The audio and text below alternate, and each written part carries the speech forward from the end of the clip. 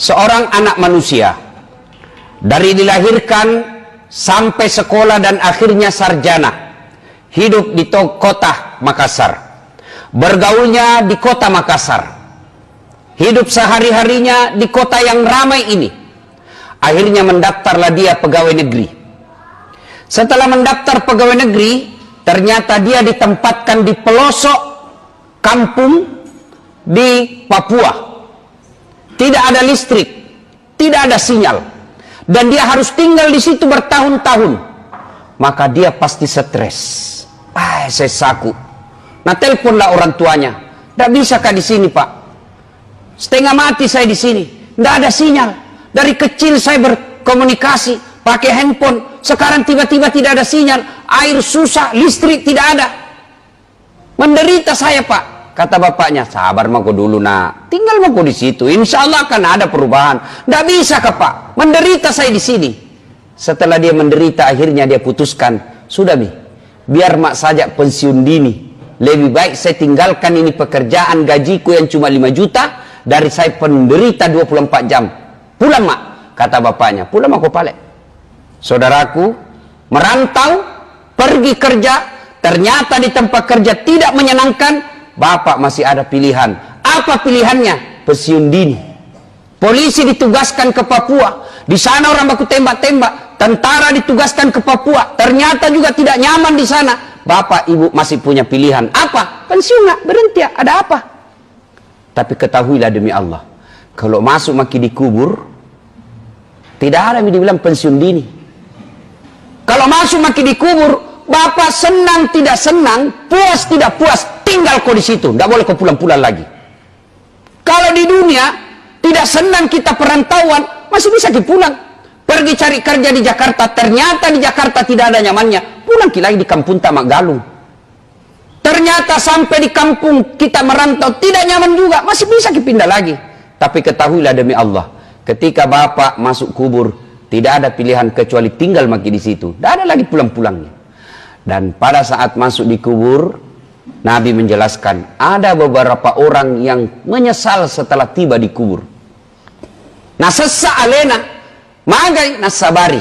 Maka dia Nabi tak menyesal mereka sebab apa? Satu, enggan bersedekah. Selama hidupnya dari pagi sampai pagi lagi lembur cari nafkah. Bahkan dia tinggalkan sholatnya, dia tinggalkan keluarganya, menghalalkan segala cara. Dia dapat itu harta, bisa bikin rumah yang mewah, punya mobil yang bagus, punya tabungan deposito yang banyak. Tapi ketika dia meninggal, tidak punya sedekah. Rumahmu, depositomu, mobilmu, bukan kau yang punya. Apa yang kau bawa? Hanya selembar kain kafan. Kaos kaki dilarang, cincin tidak boleh, baju tidak boleh, kain kafan, kain yang paling murah. Biar bapak pejabat tinggi, biar bapak kaya, tidak bisa kasih tahu kain kafannya sutra. Tidak, kain yang paling murah. Selama kita hidup, parfum yang kita pakai berjuta-juta harganya, tapi begitu kapal bapak mati, apa parfum dipakai? Kapur barus. Maka menyesallah ketika masuk di kubur, karena dia tidak bersedekah. Kenapa? Sedekah ini yang membuat kita menyesal. Sebab puasa, haji, zakat, sholat hanya kita nikmati ketika kita lakukan saat di dunia. Ketika bapak sholat, puasa, haji, didapat pahalanya ketika kita di dunia. Tapi yang namanya sedekah, namoni mati nih, biar kita sudah jadi jasad, tinggal tulang belulang, tapi masjid yang kita bangun, sekolah yang kita bangun, pesantren yang kita ikut bangun, selama pesantren, masjid, sekolah itu dimanfaatkan, selama itu kiriman pahala datang kepada kita, meskipun kita sudah dikubur. Ini disebut amal jariah. Maka ini masjid belum rampung. Bapak-bapak, sedekah. Saya tidak bisa sedekah uang Ustaz, sedekah dengan otak. Pikir bagaimana supaya bisa maju ini jamaahnya. Saya tidak punya otak Ustaz, tapi saya punya tenaga. Pakai tenagamu menolong agama Allah. Jadi kau security, jagai sandalnya orang. Itu sedekahmu. Saya tentara polisi, gunakan tentara polisi untuk memajukan agama Allah, menolong agama Allah. Saya bukan tentara, Ustaz. Tidak tahu nggak pintar, tidak tahu uangku. Apa partisipasiku? Jangan kau banyak bicara. Diam kau saja. Gak ada tahu itu orang tidak pernah menyumbang, tidak pernah datang berjamaah, tidak pernah berikut rapat, ngeritik terus panitia dari pangkak-pangkak, dari balai-balai, menyerang terus panitia pembangunan masjid. Maka bawa no, itulah pembangun, itulah partisipasimu. Maka orang yang tidak bersedekah ketika dia hidup, dia akan menyesal di akhirat kelak. Bapak-bapak, ini yang rumah tak ada di sini, begitu meninggal siapa punya? Ahli waris. Ya bagus kalau rumah tak dipakai pengajian. Tapi kalau nak pakai mesum anak tak, nak bawa mi ceweknya sama siswa, kos-kosan mi, nak pakai berzina rumah tak, kate menderita dikubur. Maka sebelum segalanya terjadi, penyesalan itu sedekahlah. Golongan kedua yang menyesal di akhirat kelak, di kuburnya kelak, kata Nabi, adalah mereka yang mendengar panggilan azan lalu dia tidak datang. Termasuk yang selalu terlambat. Itu menyesal kau nanti ketika di akhirat. Kau datang memang salat Jumat, tapi azan pi orang kau sampai. Itu pun kau merokok dulu di depan. Jangan kau dulu masuk. Cari ceramah, saldo ceramah. Sambayang pi kamar pi baru masuk. Menyesal kau nanti dikubur. Dengar ini yang selalu terlambat salat Jumat. Dengar Pak ya. Tanda-tandai mukanya. Dan itu terung itu. Itu kemarin yang terlambat. Itu juga minggu lalu. Itu lagi yang terlambat ini. Mau masuk surga. Nenekmu patah. Coba kita lihat itu. Sholat 5 waktunya tidak ada. Sholat 5 waktu tidak ada. Jumat saja dia mengaku Islam. Itu pun paling terlambat datang, paling cepat pulang. Dan Jumat-Jumat begitu. Mau masuk surga.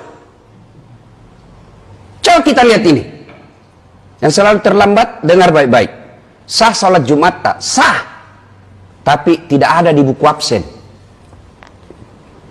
Ketika hatib sudah Assalamualaikum warahmatullahi wabarakatuh, bukunya malaikat daftar hadirnya ditutup. Yang datang sudah tidak dicatat namanya. Di akhirat kelak Anda akan menyesal. Mana namaku di buku absen? Ada kok memang, tapi terlambat kok. Dan Jumat-Jumat Bapak lakukan. Sudah dikasih tahu begini, tidak ada perubahan. Nah bilang orang Bugis, wita topi na witai. Kucini tompi na kuciniki, eja pina doang. Tapi kate. Itu yang nasindir Allah dalam Al-Quran. Wa dhawa'un alaihim a'anzartahum am lam tunsirhum la yu'minun. Kau sampaikan ayat Allah atau tidak, kau ceramai atau tidak, mereka tidak akan berubah. Kasar hatinya, mati hatinya. Kata bahasa hadis, kaswatul qalbi, maka doati. Mudah-mudahan Jumat depan tidak mikir begitu. Coba kita dibilang wali kota ki, barangkali banyak mau ditandatangan di kantor. Banyak orang datang pelayanan publik. Tapi kate pengangguran jah. Terlambat lagi datang sholat. Apa modal tak nanti menghadap kepada Allah? Maka akan di akhirat nanti dikubur. Bapak menyesal. Kenapa kasihan saya selalu terlambat? Hayya 'alas shalah. Mari menunaikan sholat. Nabi bilang temannya, pergi masjid. Apa Nabi bilang? Malas kak deh. Kenapa? Itu imam di situ selalu duduk sambayang. Nah, itu dia cari pembenaran bagaimana supaya dia tidak datang ke masjid. Anda akan menyesal nanti ketika masuk dalam kubur. Dan pada saat menyesal itu tidak ada lagi, tidak boleh aku lagi kembali. Beda kalau kita pergi ke kampung. Wah, menyesal saya tidak bawa laptop. Masih bisa dikirim panter. Tapi ketika masuk di kubur tidak ada lagi. Nah, yang ketiga kata Nabi, orang yang menyesal nanti di akhirat adalah orang yang memutuskan tali silaturahim. Itu nasi salah-salah. Orang yang suka bertengkar. Selesai mi kampret sama cebong. Tinggalkan itu. Sudah mi dilantik presiden. Prabowo sudah jadi menteri. Kate masih bertengkar cebong kampret. Ini dekat lagi kita. Desember nanti ini ada lagi pilwali Makassar. Silakan berbeda pilihan. Tapi jangan bertengkar gara-gara beda pilihan. Kita berpecah belah. Termasuk di antara kita. Masjid kadang-kala berpecah belah. Gara-gara apa? Gara-gara beda mazhab. Zaman saya kecil kalau orang berbeda mazhab tidak bertengkar, tidak ribut di medsos. Kita salat subuh, Allahu Akbar. Ternyata di samping tidak kunut, tidak diprotes itu. Langsung jadi saja Allah, oh, tidak kunut di samping Muhammadiyah. saja dibilang dulu. Sekarang baku maki kita di medsos. Seolah-olah kita beda nabi. Sama kiblat tak, sama akidah tak, sama dua kalimat syahadat tak. Masa gara-gara beda mazhab, beda sudut pandang, kita saling memaki, bahkan akhirnya tidak mau datang ke masjid karena dia tidak setuju dengan pendapat ustadz yang ada di masjid itu. Orang yang memutuskan silaturahim di akhirat kelak akan menyesal. Dan sebelum itu segalanya terjadi, maka penuhi sekarang ini. Kalau bapak yang tadinya malas bersedekah, pulang ke sholat Jumat ini, sedekahlah. Yang selama ini masih selalu terlambat sholat Jumat, minggu depan kita lakukan. Datang lebih awal, selesai sholat Jumat, jangkit juga langsung pulang. Dia mungkin nanti itu yang paling terlambat datang, dia juga itu cepat pulang nanti. Lihat begini ya. Tanda-tanda beda, itu paling terlambat datang, begitu assalamualaikum langsung lompat. Dia tonji itu. Dan dia lagi minggu depan. Nah, apa susahnya Pak? Kita semua punya masalah.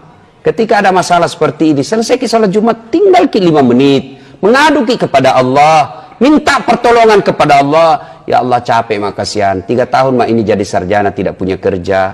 Kau melarang saya menyogok. Kau melarang saya nepotisme. Engkau mengharamkan yang dilarang agama. Tapi saya mau kerja ya Allah. Minta pertolonganmu ya Allah. Tidak ada daya dan kekuatan. Kalau engkau menolong saya Allah, tidak ada kekuatan manusia yang bisa menghalangi. Minta nangis kepada Allah. Minta kepada Allah sesuai janji Allah. Ud'uni astajib lakum. Mintaku kepadaku, pasti saya kasih kok. Itu janji Allah. Banyak dosa aku Ustaz. Apa Allah mendengar saya? Banyak dosa tak, ampunan Allah jauh lebih banyak. Apa Allah tidak mendengar doa orang berdosa? Tidak. Kalau Allah tidak mendengar orang yang berdosa, maka tidak ada doa dikabulkan di dunia. Kenapa? Tanjak-tanjak penuh dosa aja semua ini. Lalu orang yang baik itu bukan orang yang tidak punya dosa. Orang yang baik, dia sadar salah, lalu dia tobat, dan dia tidak ulang, lalu dia ganti kebaikan. Itulah orang baik. Kita baru tahu bahwa orang yang terlambat sholat Jumat tidak masuk daftar. Tobat sebentar. Ya Allah, ampuni saya ya Allah. Ya Allah, bimbing saya agar saya tidak ulang lagi Jumat depan. Karena tanpa hidayah dari Allah biasanya kita ulang. Maka kita diajarkan doa dalam Al-Baqarah akhir-akhir. Rabbana la tusik qulubana ba'da is hadaitana wa hab lana min ladunka rahmah. Ya Allah, jangan kau palingkan hati hamba setelah engkau berikan hidayah dalam diri hamba. Dan kalau kita merasa ada musuh tak di sini komplek, sudah segeralah datang minta maaf. Maafkan saya Pak, saya hilaf, saya adik, saya emosi, maafkan saya. Sudah minta maaf Ustaz, dia tidak maafkan saya, bukan urusan tak, yang penting minta maaf Ki. Selama masih bilang Ki saya kakak, saya dosennya, saya senior, saya pejabat, saya orang kaya, masa saya minta maaf sama dia? Itu setan yang bisik kita seperti itu. Innallaha yuhibbut tawwabina. Allah mencintai bukan yang profesor, bukan yang kaya, bukan yang tinggi jabatannya. Allah mencintai orang-orang yang bertakwa. Dan ciri-ciri orang yang bertakwa adalah saling maaf, memaafkan. Semoga ada manfaat, lebih dan kurangnya mohon dimaafkan. Nun wal kalam yasturun billahi fi sabilil haq. Barakallahu li wa lakum wa izza'il mu'minin innahu